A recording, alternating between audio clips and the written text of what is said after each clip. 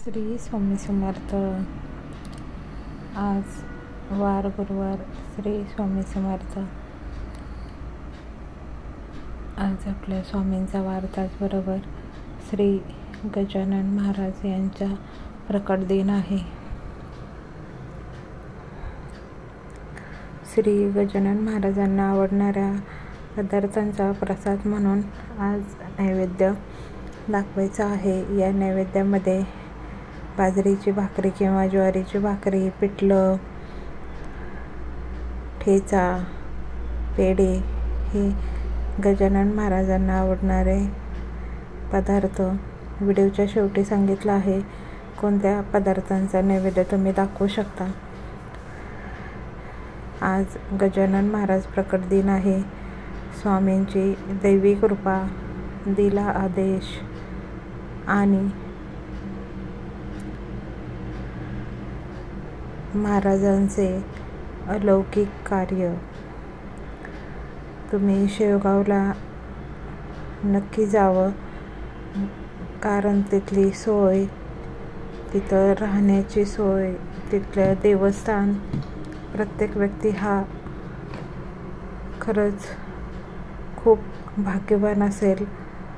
आणि प्रत्येक व्यक्तीसाठी नियम, आचार, विचार सगळं सेम आहे. तुम्ही नक्की एकदा तिथं जाऊन पहा. किती शिस्तबद्ध असं ते देवस्थान आहे. अशक्यही शक्य करणारे स्वामी महाराज. आणि आम्ही गेलो असे मानू नका असे अखंड आश्वासन देणारे श्री गजानन महाराज यांच्यात अनेक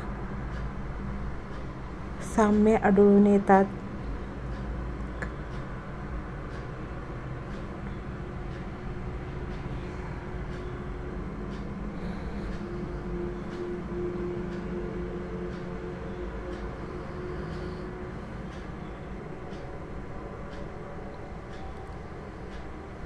गुरुवार 20 फेब्रुवारी 2025 रोजी म्हणजे आज गजानन महाराज प्रकट दिन आहे. या दिवशी गजानन महाराजांचा शेवगाव येथे प्रकट झाले होते. माघ वद्य सप्तमी म्हणजे 23 फेब्रुवारी 1878 रोजी बुलढाणा येथील शेवगाव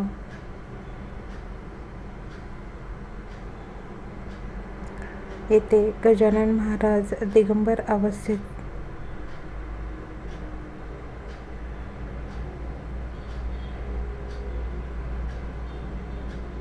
लोकांच्या दृष्टीस पडले.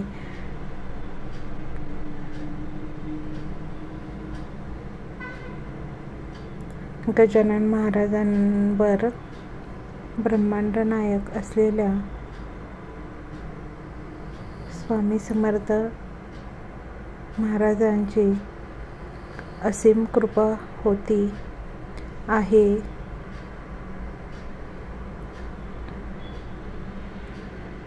स्वामींचे गजानन महाराजांना दैवी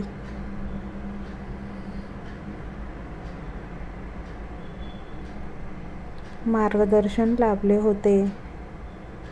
श्री स्वामी समर्थांच्या आदेशानुसारच गजानन महाराजांनी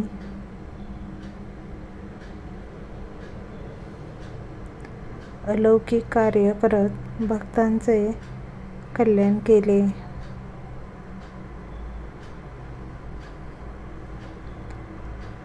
असे सांगितले जाते.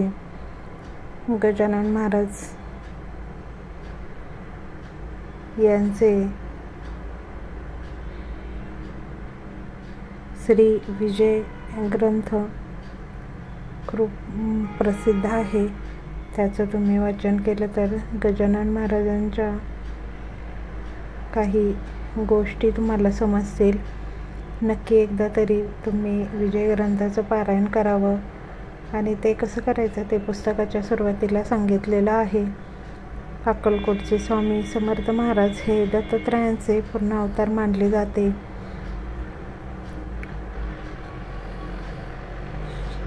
स्वामींचे कोट्यावधी भक्तगण आहेत. स्वामींची शिष्य परंपरा ही मोठी थोर आहे.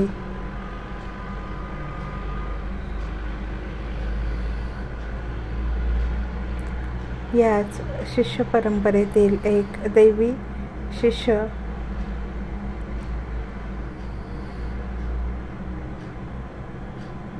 असे सहज म्हणता येईल.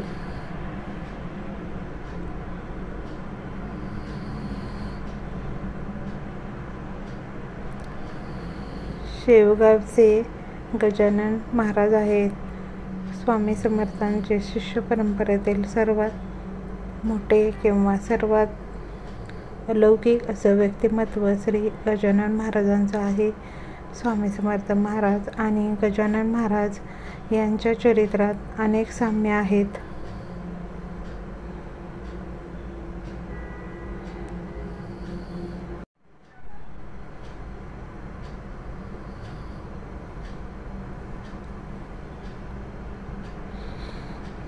तुम्ही दोन्ही चरित्र वाचल्यानंतर तुम्हाला हे साम्य नक्कीच दिसून येईल.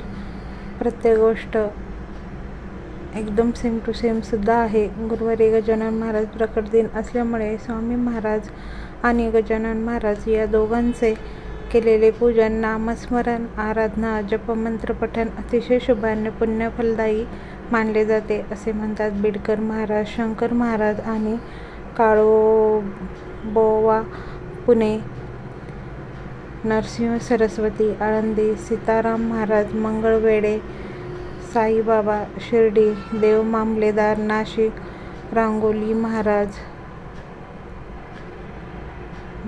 मालवण, श्रीकृष्ण सरस्वती कोल्हापूर, स्वामी सूत मुंबई, बाळाप्पा महाराज अक्कलकोट, ब्रह्मनिष्ठ वामनबुवा बडोदे, धोंडीबा पुलस्कर पलूस आणि गजानन महाराज शेवगाव आदी अनेक नावे अगदी सहजपणे सांगता येतील. स्वामींचं कार्य चालवणाऱ्या या शिष्यवृंदांची चरित्रही साधकांना सदैव स्फूर्ती देत राहतात. श्री स्वामी समर्थ महाराज आणि श्री गजानन महाराज यांच्यात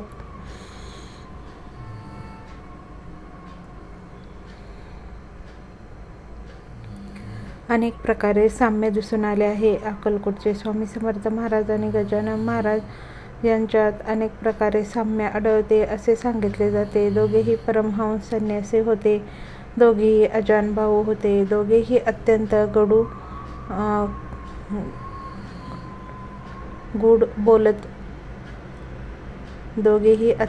गूढ बोलत असेत, ज्याचा उल्लेख प्रत्येक चरित्रामध्ये आढळून येतो. गजानन महाराज स्वामी समर्थ समाधीस्थ होण्याच्या काही दिवस आधी शेवगावात प्रकट झाले.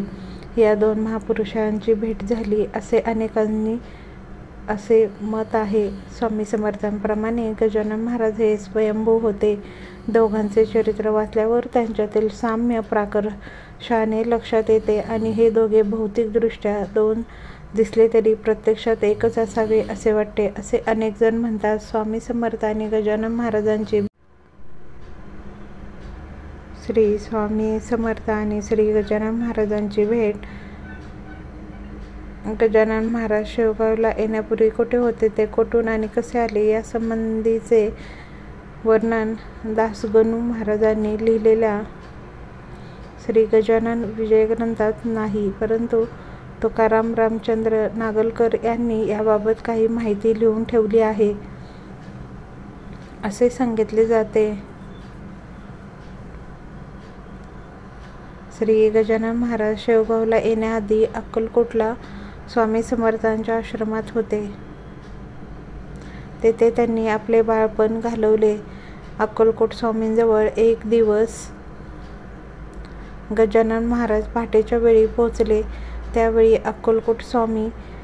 अक्कलकोटमध्ये स्वामी भक्तांना उपदेश करत होते. महाराज स्वामींना भेटता क्षणी त्यांनी एकमेकांना परस्पर ओळखले. स्वामींनी बाल गजाननाची मूर्ती निहाळली.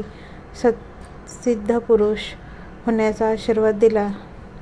त्या दिवसापासून बाल गजानन स्वामींच्या आश्रमी राहू लागले. दिगंबरावस्थेतील बाल गजाननाची मूर्ती आणि त्यांची तेजस्वी मुद्रा पाहून दर्शनार्थी भक्त स्वामींबरोबर बाल गजाननाच्या पाया पडत. अशा प्रकारे स्वामींनी बाल गजाननास आपल्याजवळ ठेवून त्यांना आध्यात्मिक ज्ञानाचे धडे दिले व आपल्या समाधीची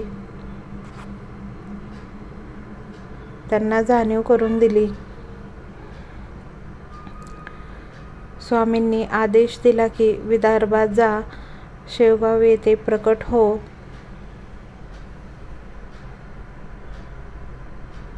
अक्कलकोट स्वामींनी गजानन महाराजांना सांगितले की तू विदर्भात जा आणि शेवगाव या गावी प्रकट हो, परंतु तिकडच्या लोकांना नामस्मरणाचे महत्त्व पटवून दे. नामस्मरण हे एक चिलखत आहे. नियतीने कितीही वार केले तरी आता कुठेतरी जखम होत नाही. शेवगावला जाण्यापूर्वी नाशिकला जावे, तेथे श्रीरामाचे दर्शन घ्यावे आणि मग पुढे जावे. स्वामींचा आदेश घेऊन महाराजांनी श्रीराम मंदिरी जाऊन दर्शन घेतले. तेथे उंबरठ्यावरती डोके ठेवले तर मंदिरातील घंटा आपोआप वाजवू लागली.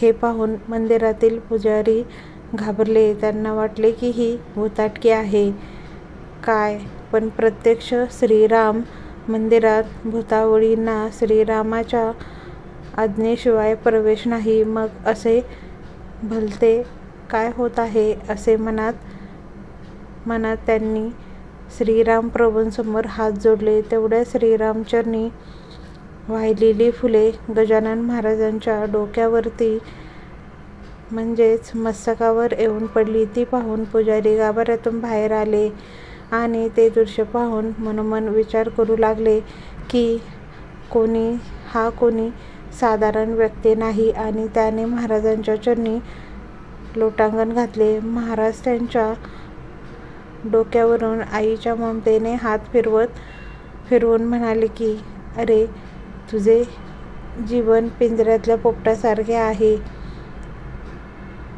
तुझ्या अंतरी अजूनही षडरिपू पशु बनून राहिलेले आहे. त्यांना दूर कर. अखंड श्रीराम नाम घे आणि मुक्त होऊन जा. पुजारी गहिवरला आणि त्यांनी वरती पाहिले तर तेथे कोणीच नव्हते. त्याने इकडे तिकडे बरेच शोधाशोध केली, पण ती दिव्य विभूती त्यांना काही भेटली नाही. पण आता तो अंतर्बाह्य शब्द झाला होता.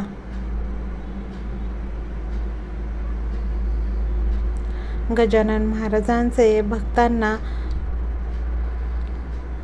कालातीत आश्वासन.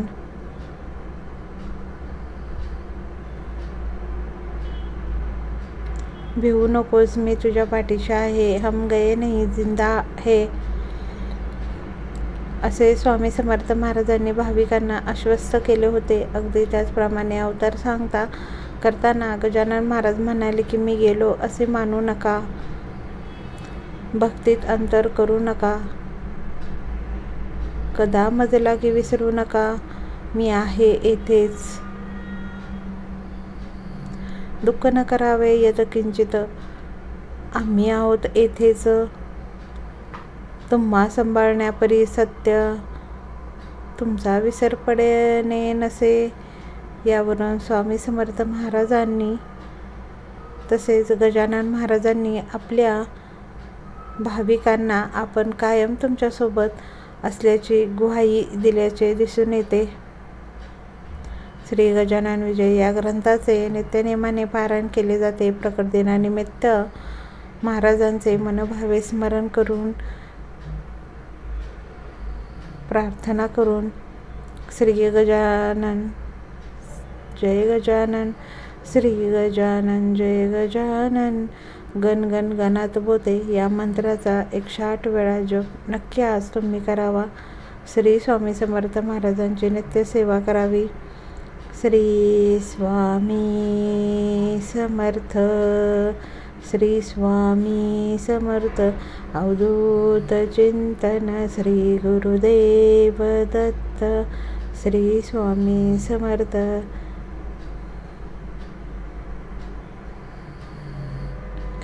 श्री स्वामी समर्थ. गण गण गणात बोते. या शब्दांचा अर्थ ही शॉर्ट व्हिडिओमध्ये दिला आहे. श्री स्वामी समर्थ.